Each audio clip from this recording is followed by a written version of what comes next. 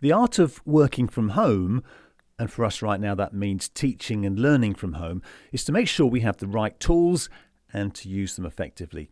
Now for teachers, the old faithfuls, of course, are PowerPoint, chalk and talk whiteboard sessions, worksheets, exercises, discussions, assignments and so on. Tools used every day by teachers to craft their daily learning activities that engage and extend the pupils. Now what we need on top of that then is an online tool that we can use to deliver those daily learning activities to the pupils, one that still provides a personal, daily pupil-teacher relationship, including the ability to track and assess pupils' work. The Calibrae platform, for example. Teachers have their own regular classes of pupils. They use their regular tools to create daily sets of learning activities. That's, presentations, research activities, worksheets, assignments, all the normal stuff.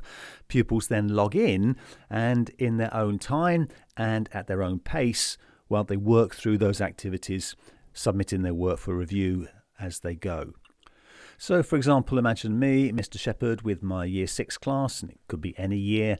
My plan for today is to give them a quick welcome message, followed by a spelling test, followed by literacy. We'll be looking at suffixes, followed by some PE. Now, after that, I'll schedule a live web conference session for some Q&A. And we'll finish the day with some history topic about ancient Rome. Okay, so here's how I do it with Calibrae.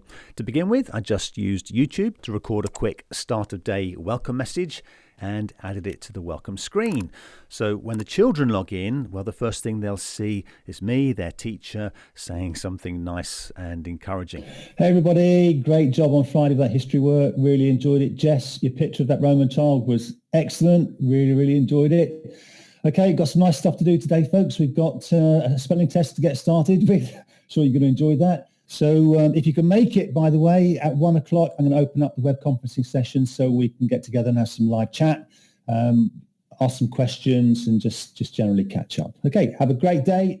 Bye. Then for the spelling test, well, I recorded myself this time, giving some instructions and saying the words they've got to spell, and added the video to the instructions of a worksheet that's set with placeholders for the pupils to complete. So when they're ready, the pupils begin work, they run the video and follow the instructions to complete the worksheet. When they're done, they just submit their work. Now, as a teacher, I then get to view and mark their submissions and provide some feedback through this pupil-teacher chat session here. So for literacy, well, I've already got a PowerPoint that I've used in the classroom, so I just used it with PowerPoint's inbuilt record slideshow to record the video and audio of me talking through the slides, teaching the principles. Then I exported it as a video and uploaded the video as a learning activity. I also found this great resource on the web that I want the pupils to study, so I added it as an embedded web content activity. And I created another worksheet, this one getting pupils to use the suffixes as described in the previous activities. So back to the student experience after their spellings. They move on, perhaps being awarded some points and badges as they go. In this case, to my introduction about suffixes. BBC Bite Size is coming up next after my little introduction. So study it carefully, look at how we add the suffixes on the ends of the words, and this is where I've explained about the rules about suffixes and so on. And now the key for these kinds of videos is to make them short, sharp and focused, 5 minutes maximum, I'd say. So moving on, next comes the BBC article. You can see how it's integrated into the study alongside my learning activities. So they can play the video.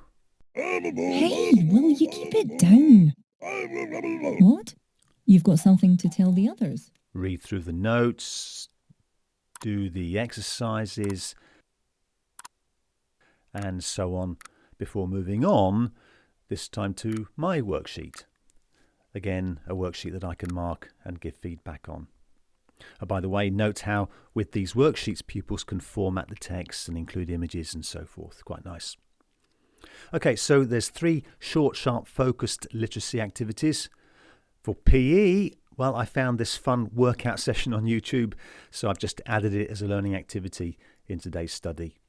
Pupils then, they come, watch the instructor and hopefully join him for a good workout. Okay, and we're off. So, 40 seconds, march in, lifting those knees up, pumping the arms, nice straight back. This is our first exercise. Remember, we're doing 5 moves. Now, part of my plan for today was a live web Q&A session, so I set up a meeting in Zoom and I've added it as a learning activity with the idea that at the appointed time, or those who can will come and join the session.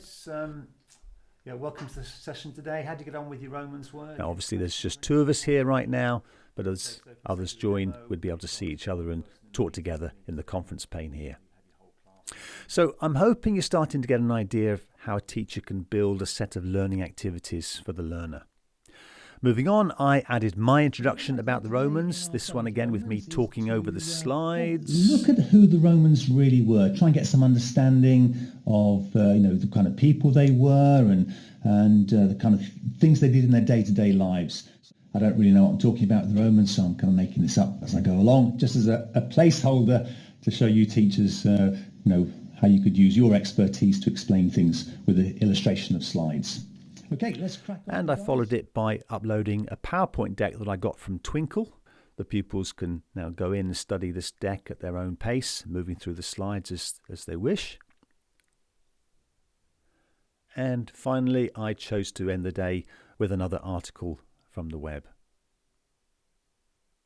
Now, obviously, that's just a simple snapshot of what could be included in a daily course of study. There's much more the platform can offer, including the ability for school management to track the progress of each class, each pupil, and therefore the whole school. I hope what I've shown is at least a simple route to get started. Okay, that done with one day's content live and ready to go for the children. I'll get busy preparing another day's work, perhaps for tomorrow. Then, first thing in the morning, I'll update my welcome message probably, and will enable the next day's work. Then, when the pupils log in, well, there'll be a new set of learning activities for them to work through. Okay, super movers, it's time to learn how to have a conversation in French. Are you ready? Oui? That means yes. Count with me after 3. 1, 2, 3. Let's speak French.